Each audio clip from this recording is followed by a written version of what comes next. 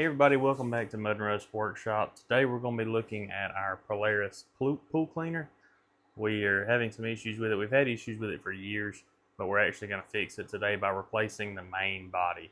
It's causing us a lot of issues with some of the threads being stripped out from over the years of just tightening and loosening primarily our drive wheels. Today we're going to fix that. Let's get into it. Alright, you can see here that we've got our Polaris 280. Obviously kind of worse for wear, but you can see kind of the issue that we're having here. So you can see how this wheel's turning, the other one's not, with very little pressure. So we need to be able to adjust this wheel and adjust it correctly to keep our pool cleaner operating the way that it should. We are unable to do that, and we'll show you a little bit later because of those loose screws. So what we're going to do is start taking things apart. Start by disassembling the cover, take everything off. We'll go ahead and get wheels off and all that stuff. But we're going to start getting everything apart, and we'll really look at the issue as well as what we're going to do to fix it. So I'm going to grab a few tools and we'll get started. Alright, so the vast majority of this cleaner can be taken apart with a Phillips head flathead screwdriver. We're really just going to start by taking things off. Main part is this cover, which one single Phillips head holds that in place, along with just some maneuvering of the cover itself. So you can see there that we're loose, and it is tight, but it will come off if you move things just right. Now there is an Allen head on the other side that we'll pull out here shortly, but for right now I just want to get it out of the way so I can show you the issue that we're dealing with. So alright, so I'm going to do my best to show this, but you can see here, let me zoom in, that we've had to add some larger bolts in here to try to get this to stay in place. It will not. We've kind of been fighting this for a couple years, dreading this repair. You can see, like others, pretty simple to remove. A lot of Phillips head screws on here, but you can see how this thing is pretty much completely loose at this point. But if it comes loose that easy, then it won't stay tight, which keeps our cleaner from doing what it should. So the gist of rebuilding all this, you can see there how we've kind of, this hole here doesn't have the little insert anymore. I've had a lot of issues with it. This is how you maintain contact with your drive gear.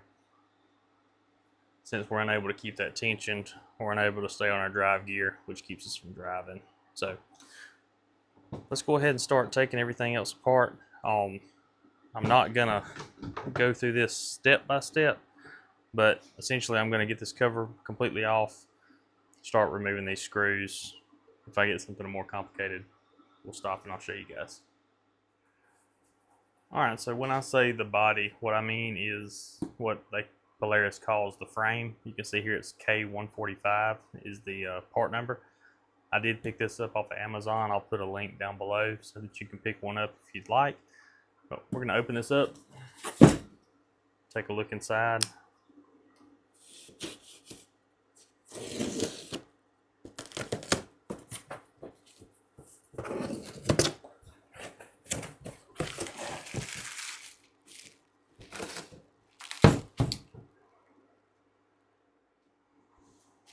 My camera fell there for a second, but you can see this is the body we'll be replacing. And again, we're doing this primarily because of these holes right here. So this is how you adjust your wheels for your drive wheels and keep the tension against the little idler wheel in the middle. One of these is stripped out. So in order to do that, we obviously have to disassemble the other components that are on our cleaner. So we're going to get started on that. We'll bring this back a little bit later. Alright, don't know if this is original or not.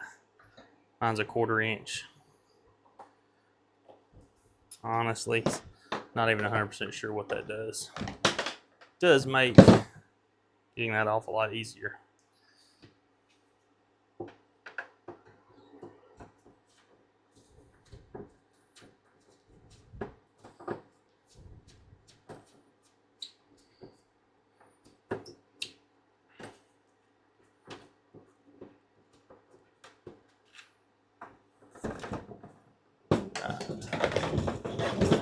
So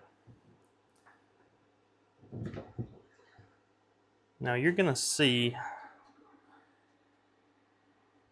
me try to keep screws where they go in an attempt to hopefully keep up with these things. So I'm going to pull these out. As I pull components off, I'm going to replace them and we'll transfer them to the new body, because some of these items will stay. For example, this riser here is going to stay. And you don't have to do this, and you can actually buy the kits as well to replace the whole all the hardware. You can buy those on Amazon. I'll drop a link to that as well in the description, just in case. You know, we're going to do our best to keep up with all of it here.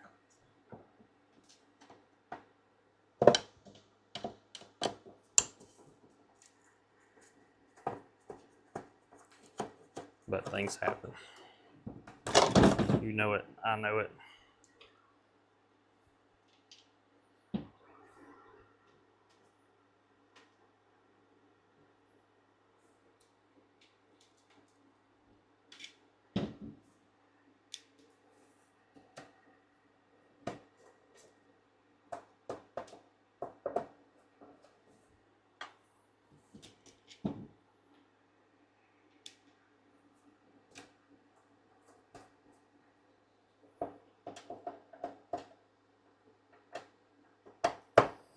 Now, one thing I don't have that I will have to get is a replacement for the original screw that we had the issues with in the beginning, because I do not have a replacement for that.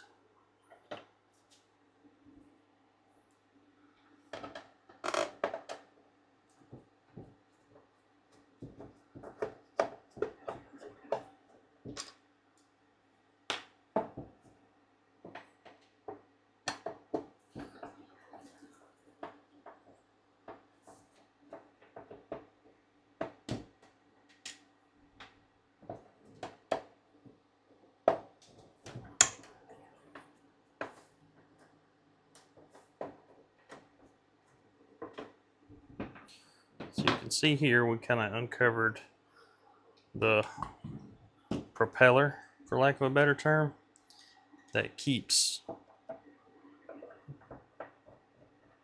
our wheels turning.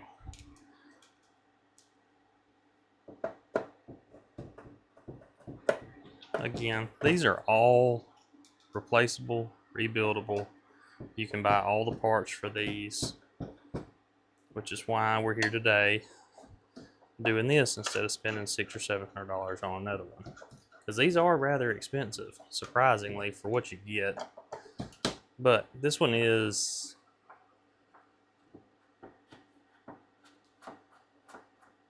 almost 20 years old.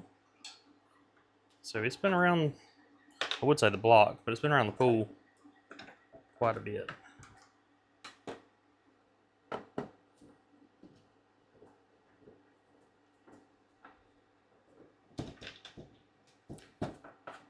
My jokes have me getting ahead of myself. Put my screws back where they go.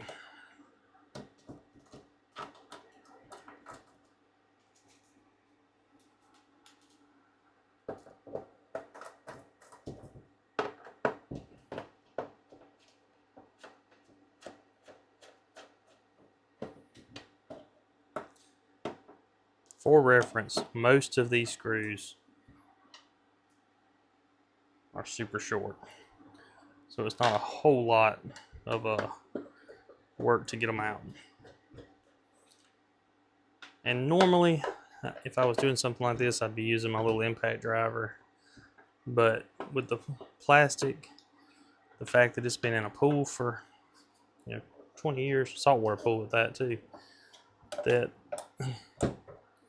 I'm gonna be a little bit more sensitive to the fact that I don't want to break it. So, first learning, take all your wheels off first. And they will need to go on after you get the axle back in.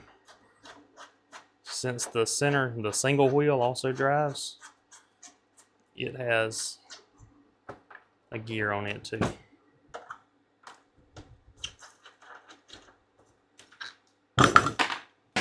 As you can see here.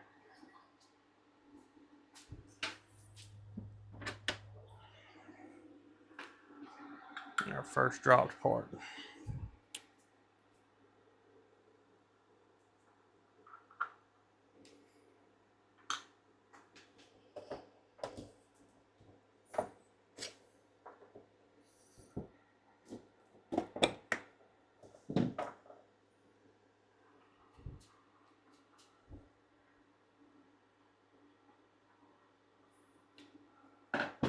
Now I would love, so we talked about how long this has been in there. These bearings have been in there a long time. I don't know how much slack they're supposed to be in there. They are a plastic bearing, but I can tell a little bit of difference side to side from them. Don't know if that's gonna affect anything or not when we go to put it back together. If so, you'll see another video with us going back in and replacing that. So we're getting pretty close to everything being out. So if you compare, kind of new to old, here you can see all the inserts. See, we're gonna have to put this gasket or O-ring and transfer it over. It is not in terrible shape. You can again buy all this stuff. But we'll go ahead and transfer it over before we forget it.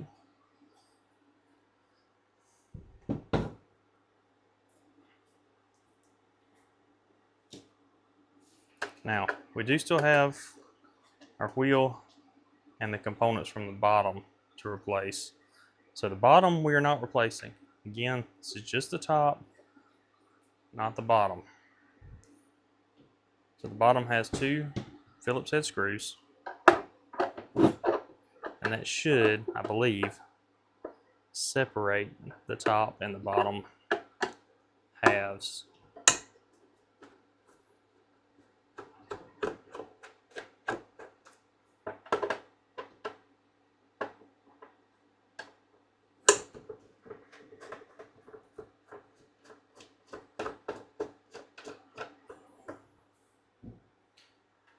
Now to kind of show you, you can see what we're doing is we're pulling out the screws that are in these stems right here. And I believe that's going to pull the bottom half from the top half. Right, there we go. So you can see we still have a couple of components that are attached to the bottom portion of this that we're going to have to move over. So this little Y tube looking component, we got to move it over. Now, a couple of screws right here. The rest should come out with it. And then these slide in those slots right there. So we're going to set this off to the side.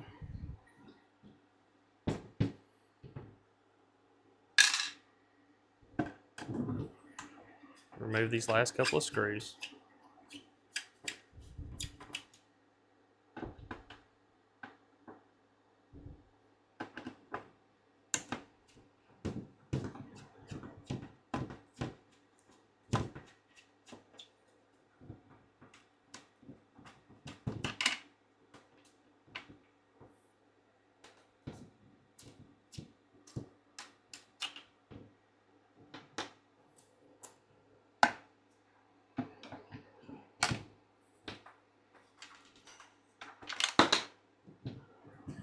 Drop my screw in there.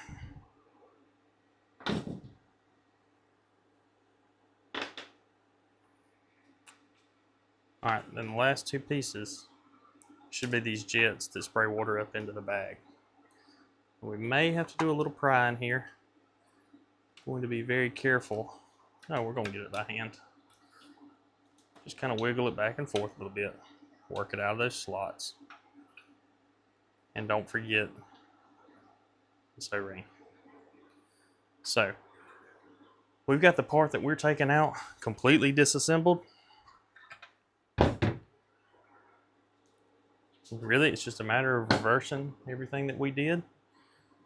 We're going to start that in just a moment.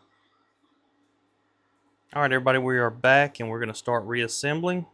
So don't forget, you got two O-rings in here in the whole reassembly process. One is here,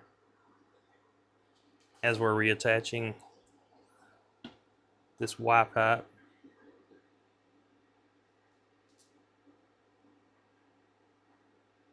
We're going to put it stem there. Push everything back down in. And put our screws back.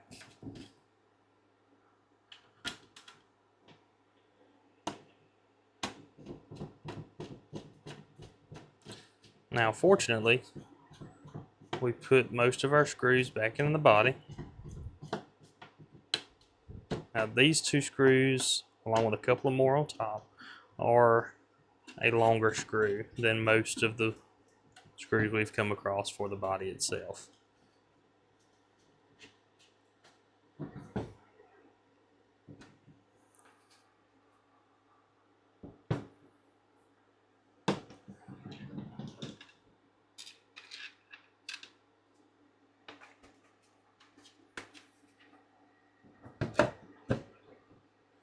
And once we drop this back on, we're essentially done with the bottom.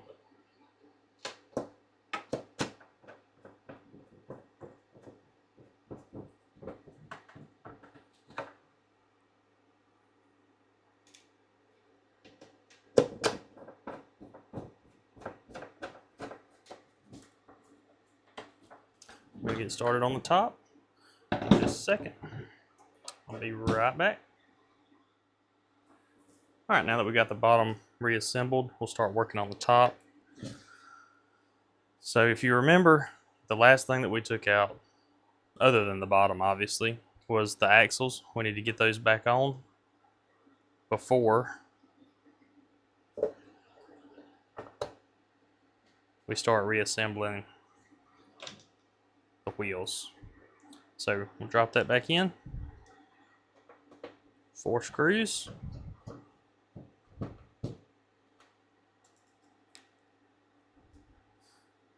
There's not much in the way of alignment on this or anything like that, with the exception of the wheels at the end. You know, everything just kind of basically unscrews and screws back. It's a really simple design. You know, they've been doing this for a long time and they hold up really well. Again, completely serviceable. One good thing about this over the new fancy robot is that everything on this is readily available and pretty easy to replace. Can't complain about that at all.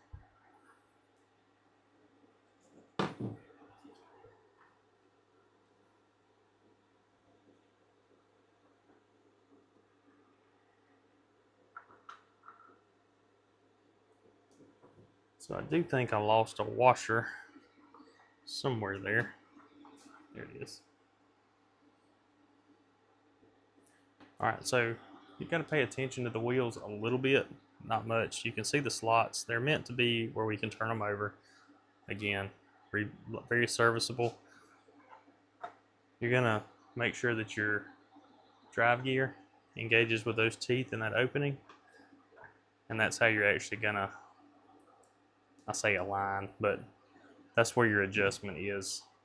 Because these holes are slotted, it allows for a little bit of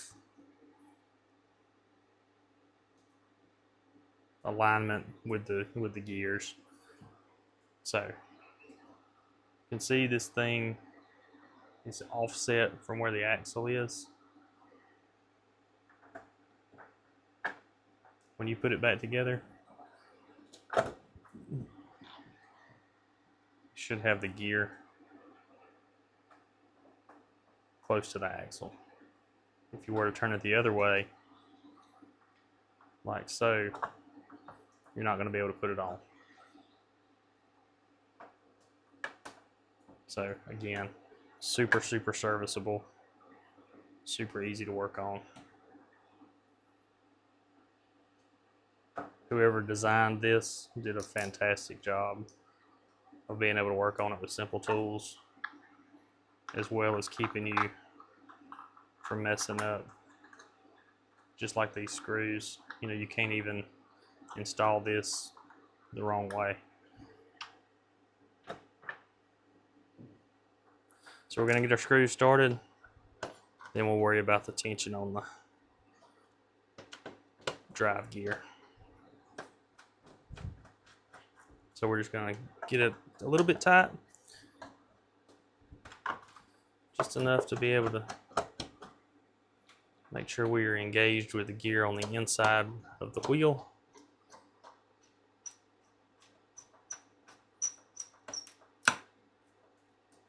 And then tighten everything up.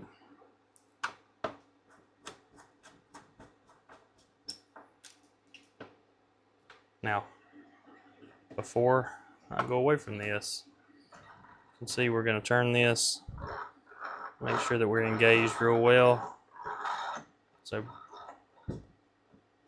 make sure that we don't have to come back and adjust this for a long time anyway.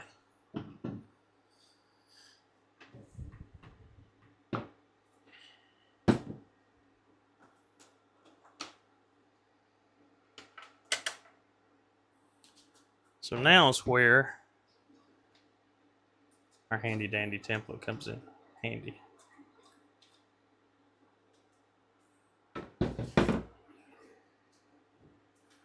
We're just going to start moving our screws over one by one and reassembling all the components as we took them off.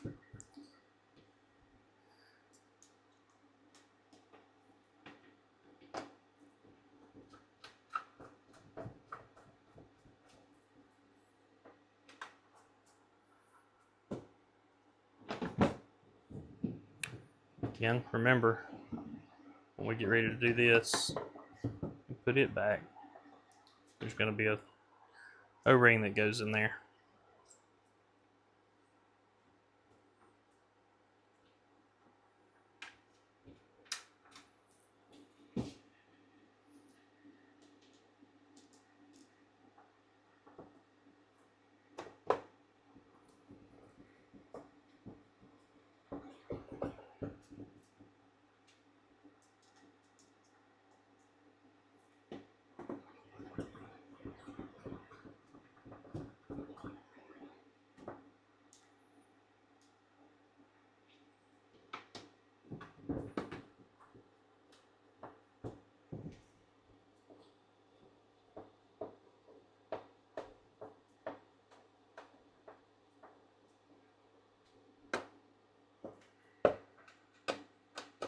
Now you don't want to over tighten these. You want to tighten them, but you don't want to overdo it. It's, you know, plastic.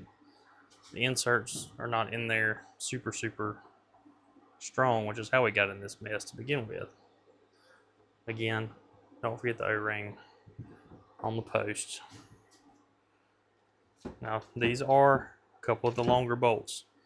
So just in case you didn't keep up with them, there are 2 longer bolts on the bottom, which go in the Y connector for these nozzles that come up into the bag, and these 2 on top.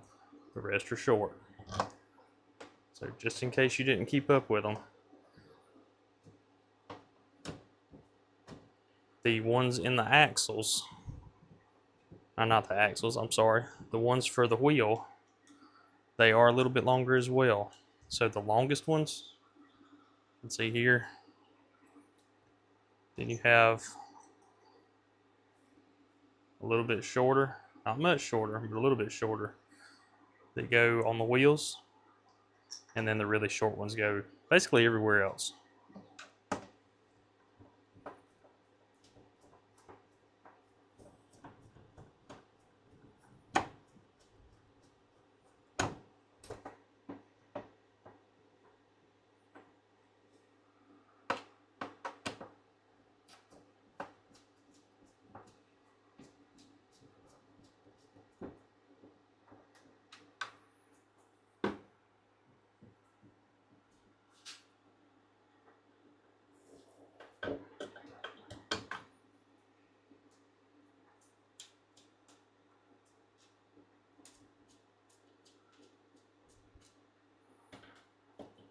Now some of this, the order might matter.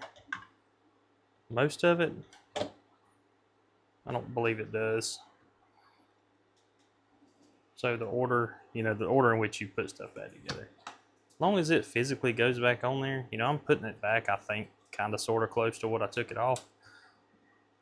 The only thing that I've even noticed is there's a little tab on this cover, but it looks like you can just slide it under it if you happen to get that out of whack.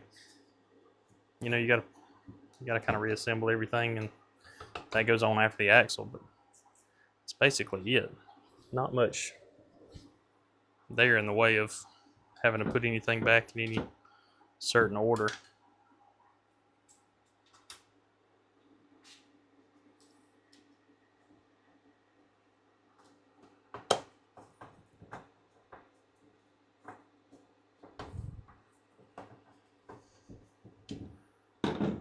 Like I said earlier, it's going to benefit you to have a couple different length screwdrivers, especially in situations like this.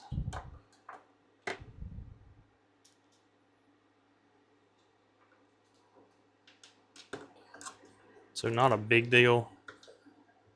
Putting this back on before the other piece would have been a little bit simpler because of the angle of having to get the screw started into the body beside this pipe. So I'll show you what this screw is underneath this, I'll say pipe, hose. And it can be done. It's just kind of a little bit of a tight squeeze.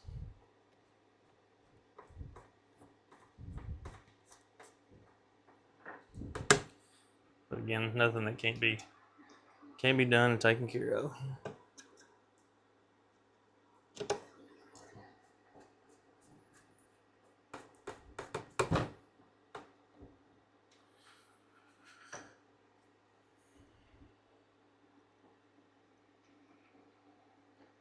Alright, so we have basically got everything completely reassembled except for putting the cover back on and the final wheels. Now, the rear wheel really just drives from tension on this middle wheel here. So, this middle wheel, I'll show you in a second. As soon as we get these started and get ready to adjust it.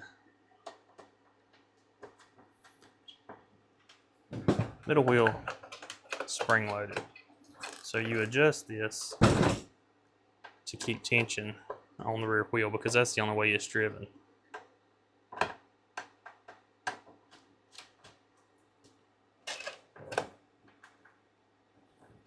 So we want to make sure that we've got enough tension on this wheel so that when we get our other wheel on,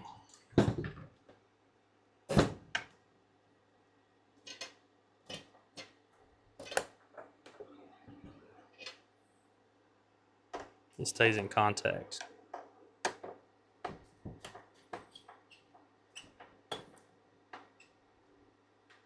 We're going to tighten this up real quick because we're not completely ready,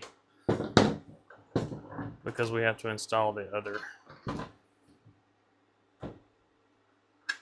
wheel onto the gear, but I need to go pick up a bolt to be able to do that. So we'll be back as soon as I pick up a bolt or screw, sorry, and we'll finish this up.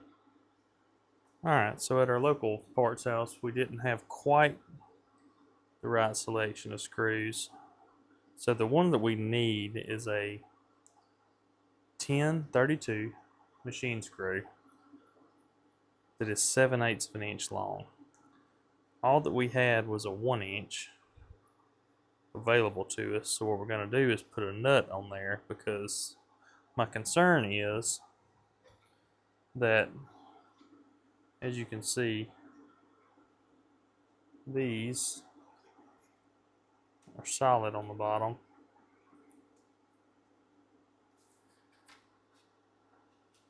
And if you don't have the right length, you can actually tighten it up all the way and push it out the bottom. So we're going to put a nut on there as kind of like a spacer. There's no real clearance issue on the top side, because this just kind of sits out in the open. So we're going to put that nut on there, get everything tightened up.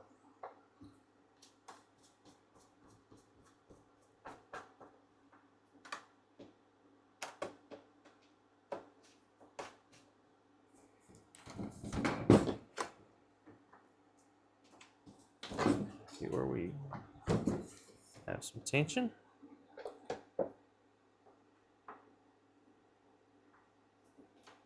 Tighten everything down again.